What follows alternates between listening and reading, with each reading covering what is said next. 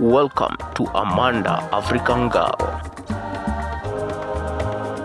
We embrace our African pride and culture through dance and beauty. Subscribe for more content.